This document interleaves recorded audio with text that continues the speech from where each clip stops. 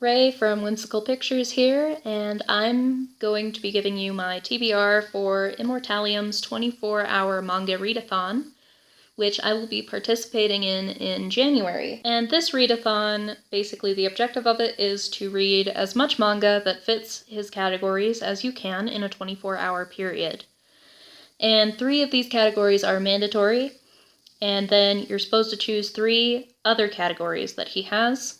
But I have come up with titles that I can read from each category, 1 from each, just, to give myself some variety. I certainly won't get through all of these. So the first mandatory category is to read my favorite manga, which is Fruits Basket.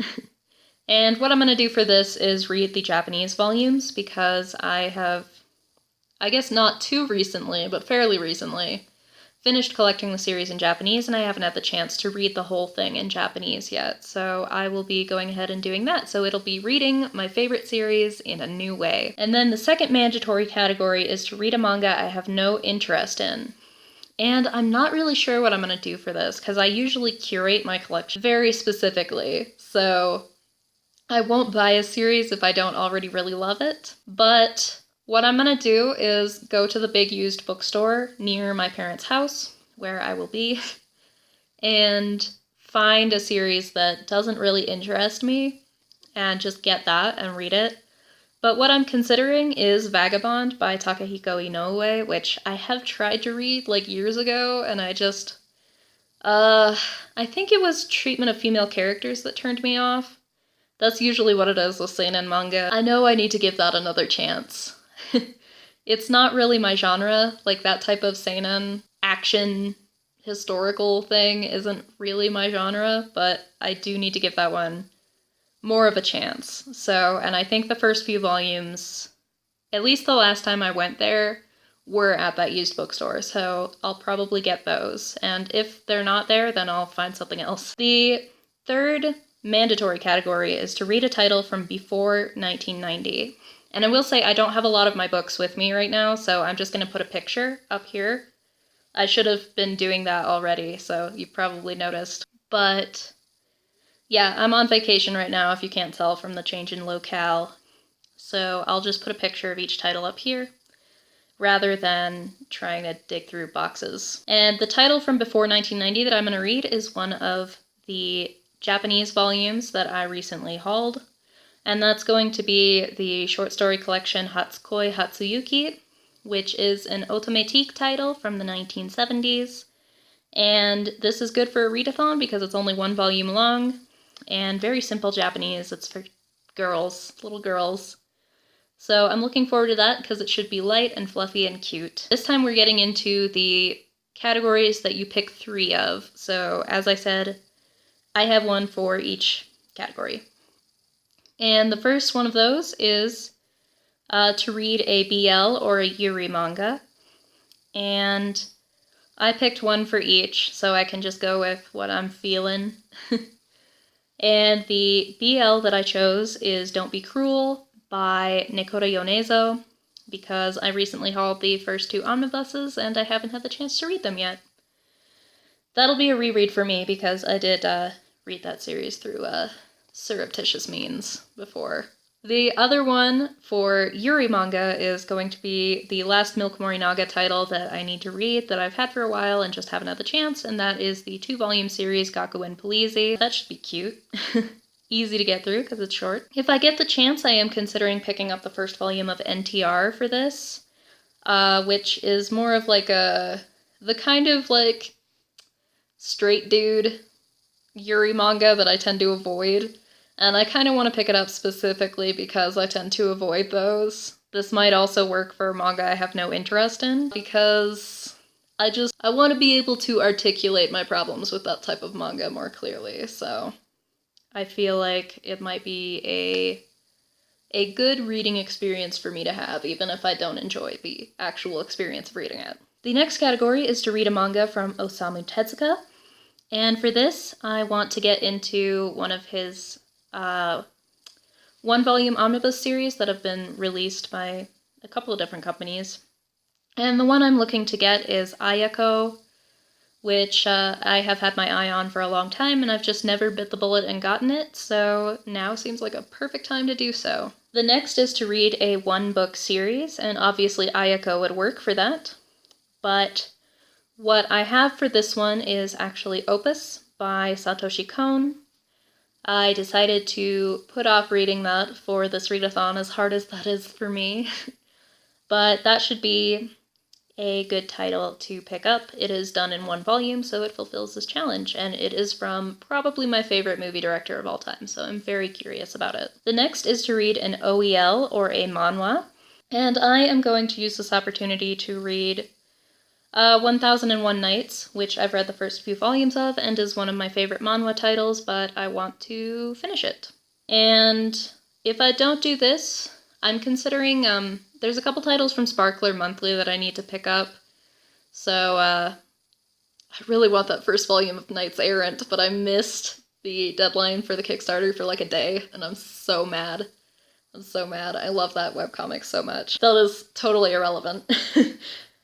But anyway, the next category is to read a Gekiga title, which is a pretty big hole in my reading experience. I've read a few, but I haven't read a lot.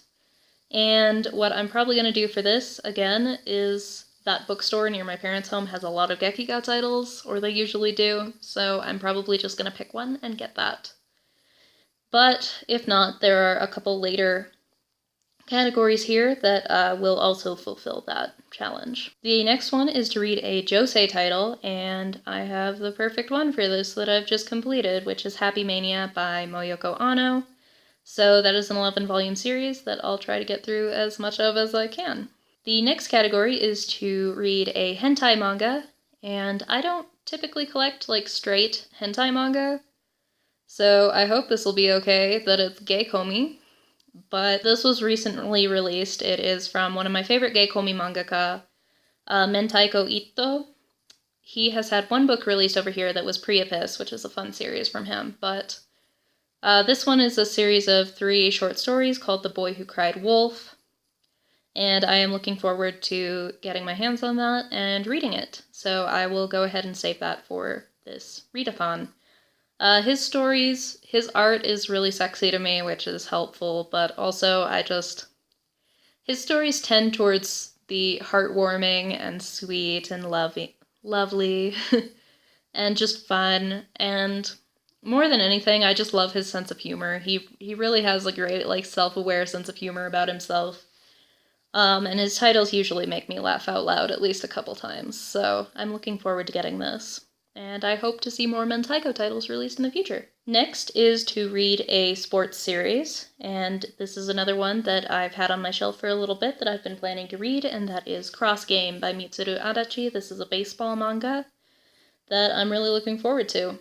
Next category is to read a title from Shigeru Mizuki, and I am planning to get into more of his Gekiga stuff, because I am a big fan of Kitaro, but I haven't read a whole lot of his Gekiga, so my plan for this one is to read Onward Toward Our Noble Deaths, which is about his experience in war, and I'm very interested to read that. The next one is to read a title from the Year 24 group. Not a whole lot of their stuff has been released over here, but for this I am planning to do a reread of Tutera by Keigo Takemiya. I was recently able to find the 3 volumes of the series and complete it in my collection, and I haven't read it in quite a few years, so this will be a great opportunity to reread that. The next category is to read a manga from Yoshihiro Tatsumi.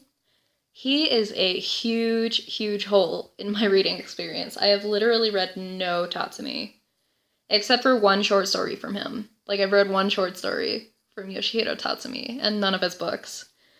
So the one I've selected for this is Abandon the Old in Tokyo, but really any of them would work for me because I haven't read any of them, so I am very grateful to have this opportunity to start to fill this huge gaping hole in my manga reading experience. The next category is to read a non-battle shonen manga, and of course Cross Game would also work for this if I don't get to this one, but I think I will get to this one because I'm quite excited to read it, and that is The Ghost and the Lady by Who is that by? I don't remember who that's by. The guy who did Ushio and Tora, which is a battle manga, but it has a great aesthetic. And I'm really excited to read this. It is just one story from his longer Black Museum series. But this will be 2 volumes long. I believe the second volume actually comes out this week. And I've got the first volume in the mail currently. And this is like a historical, like supernatural manga that's like an alternate take on Florence Nightingale's story, and it sounds incredible, and I'm really excited about it. The next category is to read a short story collection. I have 2 options for this. One of them is one that I recently picked up in English, which is AX Alternative Manga, which I have read before, but is due for a reread from me, especially since I just got it. So that is one option.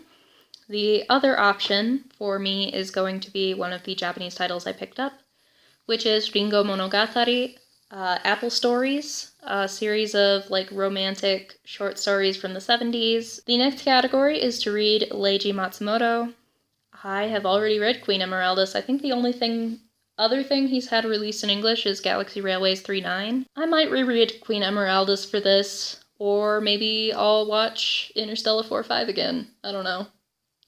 I don't think I'm going to be able to get my hands on such an out-of-print manga as Galaxy Express 3-9, that's what it's called. I always get it mixed up with Night on the Galactic Railroad for some reason. We'll see, I might reread Queen Emeraldus.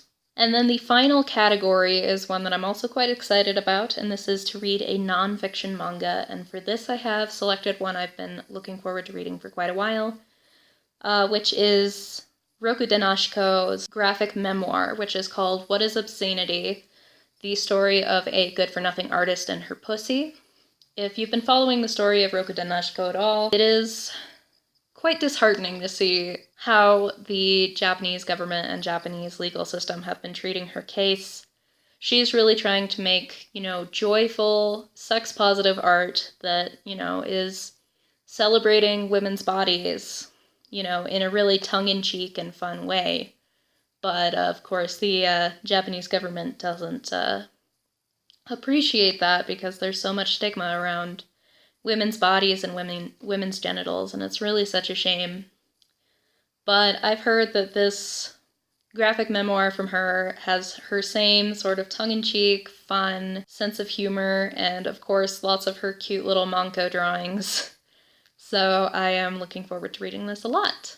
And that is the list of titles I am planning to have available to myself to read during the 24-hour readathon, which I will be doing sometime in January, and then you will see my wrap-up after that.